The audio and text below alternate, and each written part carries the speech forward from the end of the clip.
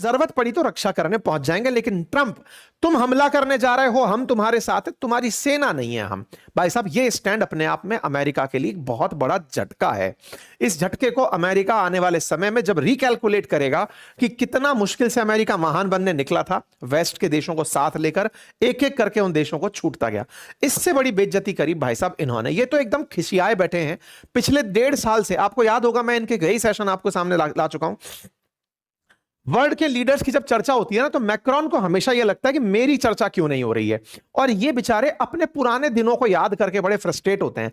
France, Britain, ये वो देश है जिन्होंने दुनिया पर राज किया है। एक ब्रिटेन के सामने और फ्रांस के सामने अमेरिका कुछ नहीं हुआ करता था। ये तो सेकंड वर्ल्ड वॉर के बाद इन्होंने इतने झगड़े कर लिए कि कर्ज में चले गए, और इनको कर्ज देकर अमेरिका महान हो गया। अदरवाइज ब्रिटेन और फ्रांस की लेगेसी रही है, और ये लोग अपने 75-80 साल पुराने इतिहास को अभी भुला नहीं पाए। और तो और ये कमजोर भी नहीं है, इनके पास न्यूक्लियर पावर है, यूएन में परमानेंट सीट है, आज भी टेक्नोलॉजी में ये महारत रखते हैं। यूरोप के प्रमुख पावरफुल देशों में 3-4 देशों के तो नाम आते हैं, जर्मनी, फ्रांस, ब्रिटेन, इन्हीं देशों को सबसे पावरफुल माना जाता है, उनमें से एक है फ्रांस। फ्रांस के मैक्रोन ने साहब अपनी स्थिति क्लियर कर दी, और उन्होंने साफ साफ कहा कि ये जो हमला है ना, बिल्कुल गलत है, मैं इसके साथ नहीं हूं, और ये चर्चा पहले यूएन में होनी चाहिए थी। इंटरेस्टिंग है कि फ्रांस के ब्रिटेन से ज्यादा बेसेस हैं यहां पे। उसने ये तक कहा कि अगर मेरे मिडिल ईस्ट के देशों को मेरी जरूरत पड़ेगी, मैं अपने जहाज भी भेजूंगा, पानी के जहाज भी भेजूंगा, हवाई जहाज भी भेजूंगा, दोस्तों का जरूरत पड़ेगी मैं पहुंच जाऊंगा, उन सबका स्ट्रेट ऑफ हॉर्मुज से रास्ता क्लियर करा दूंगा, सब करा दूंगा। युद्ध में अमेरिका के साथ नहीं हूं। क्या इसका मतलब यह निकाला जाए कि ये ईरान के साथ है? नहीं, ये ईरान के साथ भी नहीं है, अमेरिका के साथ भी नहीं है, ये उनके साथ हैं जो बेचारे जबरदस्ती पिट रहे हैं। मिडिल ईस्ट के देश उनके साथ है, और दुनिया को यह संदेश देने का प्रयास कि यूएन अभी जिंदा है। इन्होंने इतना ही नहीं भाई साहब, इन्होंने एक खेला और खेल दिया, और वो ये कि अपनी तरफ से इन्होंने कहा कि मेरी रेस्पॉन्सिबिलिटी मेरे अपने लोगों के लिए है, और इन हमलों को हम अप्रूव नहीं करते। ये मत मानना। देखो, एक बात तय है, जो फ्रांस ने कर दिखाया वो अपेक्षित तो असल में भारत से भी था, रूस से भी था, चाइना से भी था, लेकिन ये सब देश चुपचाप रह गए। भारत भी ये स्टैंड ले सकता था। भारत ये कह सकता था कि हम युद्ध में किसी के साथ भी नहीं है, लेकिन इन हमलों को हम अप्रूव नहीं करते, यूएन से आप इस बारे में चर्चा करते। भारत का चुप रहना बहुत से लोगों को, विशेष रूप से डेमोक्रेसी में विश्वास रखने वालों को, वर्ल्ड पावर में बैलेंस रखने वालों को, बहुत से लोगों को एक सेटबैक के रूप में प्रतीत हुआ है। यह आने वाले समय में लंबा भुगतान चाहेगा भारत से। यह आज जो आसान लग रहा है कि भारत ने मिडिल ईस्ट देशों का साथ दे दिया या इजराइल और अमेरिका का साथ देकर बढ़िया कर लिया, नहीं, भारत ने पहली बार पावर बैलेंस की नीति में अपना रुख बदला है। कारण चाहे जो रहे हो, लेकिन यह खतरनाक स्टेप है, दूर का देखकर चलने वाली घटना बिल्कुल नहीं है। यही गलती चाइना और रशिया कर गए। रशिया भी इसका बड़ा भुगतान करेगा। आने वाले समय में रशिया का जो भी ग्लोबल एक्सेप्टेंस है वो घटेगा। चाइना जो वर्ल्ड पावर बनने की पूरी कव्वत रखता था, वो बहुत पिछड़ गया।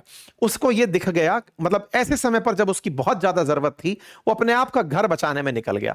यानी कि एशिया के जो शेर है ना, वो शेर सही मायने में वेस्ट को धमका नहीं पाए, और इसी का अमेरिका फायदा उठा ले गया। लेकिन इस बीच में फ्रांस हीरो बनकर आ गया और कहा कि देखो भाई, अपन अप्रूव नहीं करते। अब एक बात बताओ, फ्रांस को खूब सारा डराया गया है। ब्रिटेन ने, अमेरिका ने यह था 200% तक टैरिफ लगा दूंगा।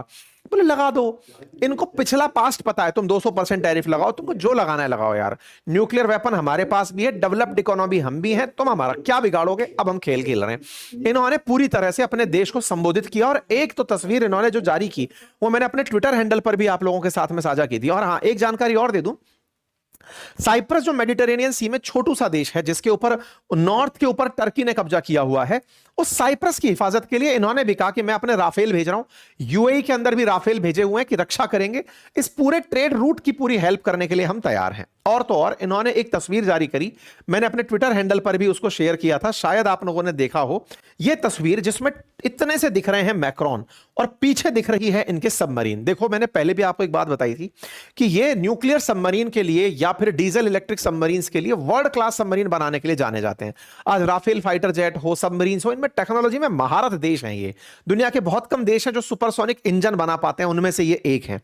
ऐसे में फ्रांस के राष्ट्रपति सबमरीन के डेक पर खड़े होकर के बयान देते हैं कि अब हमारा न्यूक्लियर डिटरेंस आगे जा रहा है। और वो क्या, हम अब किसी देश को यह नहीं बताएंगे कि हमारे पास कितने न्यूक्लियर बॉम्ब हैं। ये किसको था इशारा? अमेरिका को इशारा था कि तुम बेटा अभी तक रशिया को मानते थे ना कुछ, अब सोचो हम आ रहे हैं। फ्रांस नहीं बताएगा किसी को किसके पास कितने वेपन है। अक्सर जब भी यूपीएससी स्टेट पीसीएस की तैयारी करने वाले विद्यार्थी वर्ल्ड वॉर को पढ़ते हैं या युद्ध पढ़ते हैं तो एक लाइन पढ़ते हैं, इसके प्रभाव बताओ। तो कहा जाता है कि जो लोग वेपन का यूज नहीं कर रहे होते वो भी रेस में डल जाते हैं, निशस्त्रीकरण पीछे छूट जाता है। सीधा सोचो, युद्ध कहां हो रहा है और फ्रांस कह रहा है मैं तो वेपन बढ़ाऊंगा अपने, और न्यूक्लियर वेपन इतने बढ़ाऊंगा कि किसी को बताऊंगा नहीं, और मेरे कोई भी साथ में अगर आना चाहे ना उनको भी मैं न्यूक्लियर वेपन दूंगा। अब भाई साहब इन्होंने कहा I have decided to increase the number of warhead of our arsenal to put an end to all speculations, we will no longer release figure on our nuclear arsenal unlike what may have been the case in the past। जो past में होता आया अब हम वो नहीं करेंगे, ऐसा इनकी एम्बेसी ने यूएस में अनाउंस मार दिया। Above all, as you will have understand, I want the European to reclaim control of their own destiny। कि अगर तुमको लगता है कि तुम्हारे कारण हम यूरोपियन सुरक्षित हैं तो हम अपना इतिहास खुद रिक्लेम करेंगे, हमें अमेरिका तुम्हारी जरूरत नहीं है। Let us B strong, let us B unite, let us B free. ये बहुत मायने रखने वाला बयान है फ्रांस का, ऐसे समय पर यह बयान जिसमें फ्रांस 8 देशों के लिए परमाणु कार्यक्रम बना रहा हो, जिनमें जर्मनी, पोलैंड, स्वीडन, ब्रिटेन भी शामिल हो, और उन्हें यह कहा गया हो कि चिंता मत करो, आप लोगों के लिए मैं न्यूक्लियर वेपन बना रहा हूं। सोचने वाली बात है, जर्मनी के पास न्यूक्लियर बॉम्ब नहीं है, पोलैंड बिल्कुल बैठा है यूरोप उसके रशिया के नजदीक छिप करके, स्वीडन को एनी टाइम रशिया का डर है, ब्रिटेन न्यूक्लियर वेपन रखता है, लेकिन ये सब मिलकर के अब हम अपना न्यूक्लियर डिटरेंस बनाएंगे और आगे चल करके सबको, इटली, जर्मनी, नीदरलैंड, बेल्जियम, तुर्की, ये जितने भी ऐसे देश हैं जो अमेरिका के प्रभाव में हैं उन्हें दूर करेंगे। नीदरलैंड, बेल्जियम, ग्रीस, डेनमार्क जैसे देशों को फ्रांस अपनी स्ट्रेटेजिक एयर फोर्स देगा कि तुम अपने पास रख लो। अमेरिका आज भी 5 यूरोपियन देशों में, जिनमें इटली, जर्मनी, नीदरलैंड, बेल्जियम, तुर्की शामिल है, वहां पर अपना न्यूक्लियर बॉम्ब रखता है, लेकिन फ्रांस ने कहा कि अगर किसी को चाहिए तो मेरी एयर फोर्स आप रखो। पोलैंड ने कहा कि हम इस चीज में आपके साथ हैं। कुल मिलाकर फ्रांस यूरोप का लीडर बनने के लिए आगे आ गया है। सीधा सीधा स्टेटमेंट दिया कि सर सुनिए, आप अपनी जंग लड़िए, यूरोप की रक्षा मैं कर लूंगा, आप अपने से मतलब रखिए, चिंता मत करिए। आपको लगता है आप आकर हमारा मजा तो तब आएगा ना दोस्तों जिस दिन यूरोपियन यूनियन इसके साथ, रशिया के साथ अपनी डील खुद से करे, अमेरिका को साइड करे और खुद डिसाइड करे रशिया के साथ कि भाई सुनो, तुम यूक्रेन छोड़ो, हम तुम्हारे ऊपर से सैंक्शन हटाते हैं। मतलब अमेरिका को आइसोलेट मारने का इससे बेहतर तरीका नहीं हो सकता। यूरोप रशिया के साथ में अगर यह डील करने में कामयाब हो कि हम आपके साथ में Nord stream gas pipeline, LNG, तेल सब खरीदने को तैयार है, आप यूक्रेन के पीछे से हटो, आधा रास्ता आप चलो, आधा रास्ता हम आपके साथ चलते हैं, अमेरिका को किनारा करते हैं, ये 2 बिल्लियों के लड़ने में जो बंदर रोटी लेके भाग रहा है ना, इसको भगाते हैं, ये तो नेक्स्ट लेवल होगा। पर खैर, अमेरिका के किसी भी टैरिफ का डर अब फ्रांस को नहीं लग रहा है। यह बात अपने आप में दर्शाती है कि मैक्रोन अपनी इंसल्ट और अपनी ह्यूमिलिएशन से, जिसमें ट्रंप ने इनके पर्सनल मैसेजेस को पब्लिक कर दिया था, उससे बहुत ही खिसियाए हुए हैं। आपको याद होगा दावोस शिखर सम्मेलन में ट्रंप के आने से पहले मैक्रोन ही थे जिन्होंने ट्रंप के खिलाफ बयान देके पहले ही माहौल खड़ा कर दिया था कि भाई यूरोप डरने वाला नहीं है, ग्रीनलैंड मसले पर अमेरिका आकर ना दिखाए। और तब का दिन है और आज का दिन है, सोचो दावोस की बात हो गई जनवरी 21 की, 1 महीने से ऊपर हो चुका है, ग्रीनलैंड अमेरिका की जबान पर नहीं आया, इन्होंने हवा निकाल दी अमेरिकी गिदड़ बबकियों की। तो इसका मतलब यूरोप के पास अभी ताकत तो बची है और उन ताकत ने इनके साथ मतलब प्रभाव भी दिखाया। इन सबके बीच में एक अंडरडॉग खेल गया भाई साहब, और वो था स्पेन। किसी ने चर्चा ही नहीं की थी, किसी ने सोचा ही नहीं था।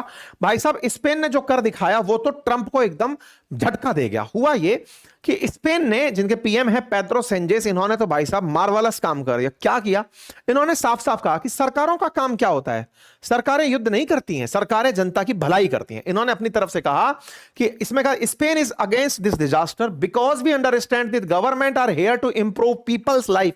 जनता के जीवन को सुधारने के लिए सरकारें होती हैं, to provide solutions to problem, not to make people's life worse, and it is absolutely unacceptable that those leaders who are unable to fulfill that mission use the smoke of war to hide their failure। ओहो भाई साहब गजब बेइज्जती मार दी इन्होंने। इन्होंने कहा कि जो लोगों की महत्वाकांक्षाएं पूरी नहीं कर पाते वो युद्ध लड़ने जाते हैं, smoke war to hide their failure, अपनी नाकामयाबियों को युद्ध की आग में छुपा देते हैं। In the process fill the pocket of a few. बोले भाई साहब ये पूरा खेला हमें युद्ध करके मत सिखाओ, हम मना करते हैं। किस बात की मना? असल में क्या है कि स्पेन पड़ गया यूरोप में, अमेरिकी जहाज उड़ते हुए स्पेन में रुक करके रिफ्यूलिंग चाहते थे कि हम यहां पर जहाज फाइटर जेट रुकेंगे, तेल भराएंगे और फिर जाकर ईरान पर गोला बरसाने जाएंगे। इनने 15 अमेरिकी जहाजों को, फाइटर जेट्स को रुकने से मना कर दिया कि नहीं, मैं उतरने नहीं दूंगा और कहीं जाओ। यह बात अमेरिका को बहुत बुरी लगी। मतलब आप सोच के देखें कि यह ऐसी घटना है कि अमेरिकी जहाज पहले नाटो के एक देश के साथ टाई अप करके चल रहे हैं। आप सोचिए, नाटो का देश है स्पेन, ऐसे नहीं है, उन 32 देशों में से एक है, बहुत पुराना 1982 का साथी है, जिसने कसम खाई थी कि हम युद्ध में अमेरिका के साथ होंगे। वो मना कर देना, नहीं हो साथ में जा। और तो और इस बात पे ज्ञान तक दे रहे हैं कि ऐसे लोग जो युद्ध की धुआं में अपना कैरियर समझा रहे होते हैं, बचा रहे होते हैं, वो कुछ ही लोगों के फायदेमंद होते हैं, युद्ध लड़ने के लिए राजा नहीं होते। भाई साहब, इनको तारीफ मिलनी चाहिए। और इन्होंने ऐसे समय पर अमेरिका के सामने यह बयान दिया, इस बात से ट्रंप एकदम खिसिया गए। जब इन्हें सूचना दी गई, उस समय जर्मनी के जो चांसलर मर्ज हैं वो बैठे हुए थे ट्रंप के साथ।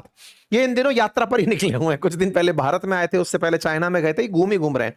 ऐसे में इनके साथ में बैठे हुए ये पत्रकारों को तो कहीं संबोधित करना शुरू कर देते हैं। इनने भाई साहब गुस्से में आकर के कह दिया कि मैं स्पेन के साथ सभी तरह के ट्रेड बंद करता हूं। इनने कहा मैं दुखी तो यूके से भी हूं, लेकिन स्पेन के साथ सारे ट्रेड रोक देता हूं। और मर्ज वहीं बैठे हुए हैं, मर्ज गर्दन झुकाकर बैठे हुए हैं। मर्ज जब बाहर निकले, उनको एहसास कराया गया कि भूल गए क्या, आप यूरोपियन यूनियन में हो। नाटो नहीं, यूरोपियन यूनियन के भी हिस्से, और यूरोपियन यूनियन का स्पेन हिस्सा है। अगर उसके साथ ट्रेड छोड़ा गया तो फिर आप भी सोच लो, तैयार हो जाओ, सब लोग एक होकर के उसको ट्रेड का झटका देंगे। स्पेन के साथ ट्रेड बैन नहीं हो सकता। मर्ज के सामने ट्रंप जो बोलते रहे कि मैं स्पेन के साथ सारा वो हटा रहा हूं, भाई साहब ट्रंप को झटका तो उस समय लगा जब बाहर निकलकर मर्ज ने बयान यह दे दिया कि Spain is a member of European Union, there is no way to treat Spain particularly poorly now, if so we will all come to a common result and that also include Spain. He primarily tied the criticism to the NATO contribution, but that has nothing to do with our European effort for an agreement, a trade agreement. बोले trade का जलता हमको झंझट मत दो, हम सब एक हो जाएंगे और एक होकर के तुम्हारे ऊपर फिर से तुम जो ट्रेड के ऊपर बैरियर लगाओगे हम तुम्हारे ऊपर लगा देंगे। तो हमें ज्ञान मत दो कि हम स्पेन के साथ ये कर लेंगे। आप सोचकर देखें, ब्रिटेन, फ्रांस, स्पेन, जर्मनी, ये सब देश एक होकर के अमेरिका को उस समय पर माहौल दिखा रहे हैं कि जिस समय अमेरिका को सबसे ज्यादा इनकी जरूरत थी।